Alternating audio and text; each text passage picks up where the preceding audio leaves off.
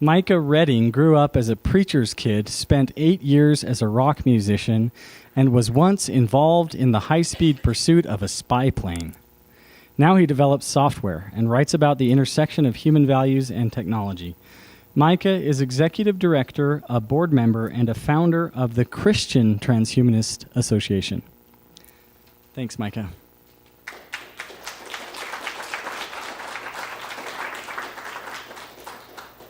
Thank you guys very much. I don't know what the timeline will look like, but if we have any extra time, I'd love to kind of get your comments or questions and see if any of this makes sense to you or kind of what you're thinking about it. So I think in many ways, Christianity is the religion of resurrection. And it's not just that at the center of our religion we have this story about a man who comes back from the dead. It's also that from the very first moments, Christians are going out into the world declaring the resurrection of every human being who has ever lived, both good and evil. And I think there's this kind of remarkable fact about our world that if you were to survey a large number of people across the country or across the world, both Christian and non-Christian, and ask them what the central idea of Christianity is, and most of them would say something like, well, you have an immortal soul, and when you die, you get to go to heaven. And I think what's remarkable is that the first Christians would not have recognized that as their message or their story. You see, across the ancient world, lots and lots of people believed in the immortality of the soul. But the idea of the resurrection of the body was almost unheard of outside of ancient Judaism.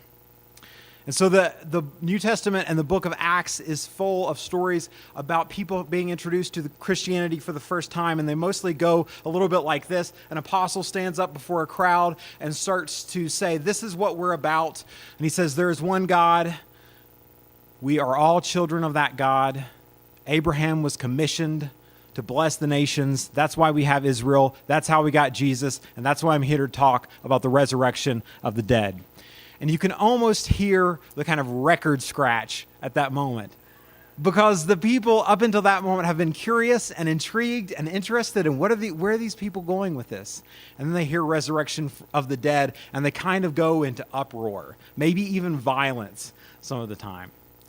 And early critics of Christianity were sometimes convinced that Christians had made a mistake. They'd read Plato and they'd heard about this afterlife idea, and they'd been confused and thought that we were talking about bodies coming back. And it's probably kind of a simplistic, uneducated mistake to make, but we got you. But the Christians were insistent that this was their message, the resurrection of the dead. And so one of the early Christian writers says, if all we were saying was that we had an immortal soul, then we had Plato and the philosophers. Why did we need Jesus?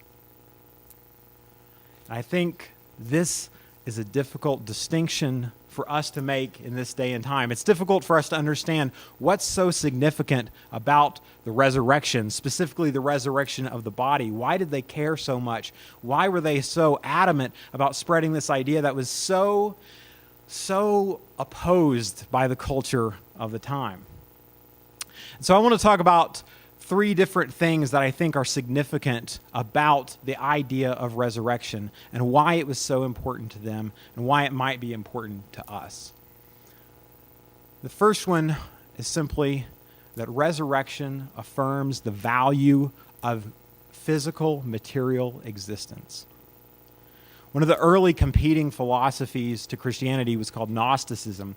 And Gnosticism, like a lot of philosophies, affirmed the immortality of the soul and denied the resurrection of the body. And they denied it because they believed that physical reality was intrinsically evil. So the resurrection was almost a contradiction in terms. Now, the ideas of Gnosticism have been compelling over the years. They're always compelling. They always kind of come back to haunt us. The reason why is because they can give us a compelling answer to the problem of evil. When we look around the world and we see suffering and pain and struggle, and we ask, why is this happening? Gnosticism can say, I know why. It's because material reality is fundamentally bad, and you're not going to get anything else until you escape it. That's in contrast to the ancient Jewish view that God had created a good world, that physical, material reality was fundamentally good. And in affirming that physical reality was fundamentally good, they didn't have a good answer to the problem of evil. It's not easy to deal with the fact that there is suffering in the world. When we say that the physical existence has value, we don't have a great way to just kind of wrap that up. All we know is that when we see suffering and evil and anguish and pain, it means that we have to overcome it. And so this is the stark contrast between the position that the world is evil and must be escaped or ignored or destroyed, and the position that the world is fundamentally good and must be transformed. And the resurrection affirms that physical reality is good and must be transformed. Second thing I think is significant is the fact that the resurrection affirms the significance and intrinsic value of life. Gnosticism and other philosophies like that often see death as being the gateway to the real reality, to the real experience of whatever's good. And so the things that we do here don't have any intrinsic value. We're just kind of biding time. And that's in distinct contrast to the ancient Jewish view that life was the preeminent value, the thing that overrides almost everything else. Life being a thing to be cherished and protected and held on to and fought for. And death being an unmistakable tragedy. The resurrection of the body affirms that the things we do right now, our food, our drink, our meals, our work, our efforts, our families, our play, all have intrinsic worth, and that we're not just biding time for death. The third thing that I think is significant about the resurrection is that the resurrection affirms that we have a shared path to the future. This is a little tricky, but in Gnosticism and other philosophies like that, when you reach the end of your physical life, then things go in two different directions. Your soul goes off into other realms to begin another journey, another process. And it goes off into its own future, while the rest of the world goes off into its future. This means it fundamentally affirms the idea that we have two distinct futures, two distinct ultimate concerns. And in that kind of framework, it becomes hard to understand why we should care about what's going to happen after we're gone. It's hard to care about what happens down the road. Why would you plant a tree now if you'll never see it actually bloom or blossom? And in contrast to that, the Jewish concept of the resurrection is always thought of in terms of the restoration to life in the community of the people of God. The dead are brought back to participate with the people of God and the ongoing efforts of humanity and the world. And so there aren't two futures or multiple futures. There's one future in which everyone is concerned. And what this means is that the consequences of your actions matter. The things that you do that are good today, that are working for good in the world, you experience the results of that, the fruits of that down the road. And the things that you do that are bad or that are investing in your own short-term benefit at the expense of the health of the larger world, you experience the fruits of that as well. And so at the culmination of Paul's biggest discussion on resurrection in 1 Corinthians 15, he says, "Stand firm, knowing that your labor is not in vain." Because for Paul, this was the takeaway of resurrection, that none of your efforts were wasted, that it all had value because it was all building towards a shared future which we would all participate in together. So up to this moment, I've simply been describing resurrection as understood by the ancient Jews. And so we could ask the question, what did Christians bring to this? What did they have to offer? And I think it's only one thing.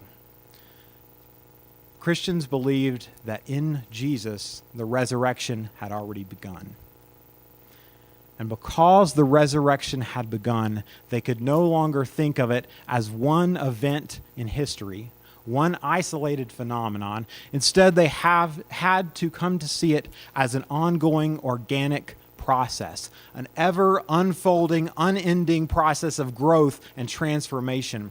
And so Paul in 1 Corinthians 15 can talk about the resurrection as starting with Jesus, moving outward through his followers, outward into all humanity and to the eradication of death itself. And then in Romans 8, he can see that continue on through the entire cosmos to the transformation of the entire creation so that the creation itself is liberated to participate in the joy and the freedom of the children of God. And so they fundamentally saw the resurrection not as one event, but as this unfolding process that they were compelled and called to participate in. This is how Christians understood their own work. This is how they took biblical injunctions such as heal the sick, feed the poor, free the captives, raise the dead, and they took them and applied them to their own work and their own lives. They understood themselves in every aspect of their world to be playing a part in the unfolding advancement of life and the pushing back of death. I think this is why we see so many metaphors in the in the New Testament that are organic, such as the body of Christ or the first fruits of the harvest. It's all part of this vast connected system that's happening, the ongoing transformation of the universe through the power of the Spirit of God, which indwells his people. So what I'm trying to say is that there are lots of philosophies and theologies that offer us comfort or offer us ways to think about our place in the world.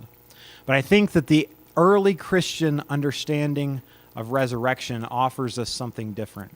It offers us a comprehensive way of looking at how to engage our entire beings in what's happening. Fundamentally, resurrection provokes action. And action is dangerous.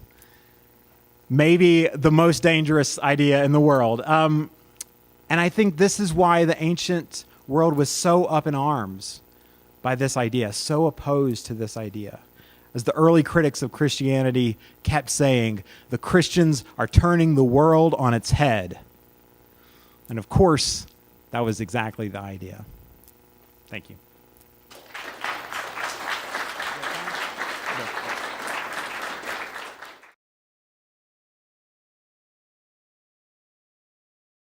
Pursuit of a spy plane.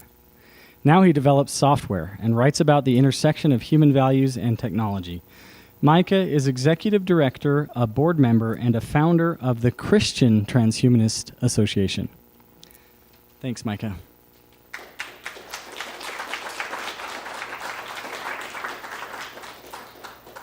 Thank you guys very much. I don't know what the timeline will look like, but if we have any extra time, I'd love to kind of get your comments or questions and see if any of this makes sense to you or kind of what you're thinking about it. So I think in many ways, Christianity is the religion of resurrection. And it's not just that at the center of our religion we have this story about a man who comes back from the dead. It's also that from the very first moments, Christians are going out into the world declaring the resurrection of every human being who has ever lived, both good and evil. And I think there's this kind of remarkable fact about our world that if you were to survey a large number of people across the country or across the world, both Christian and non-Christian, and ask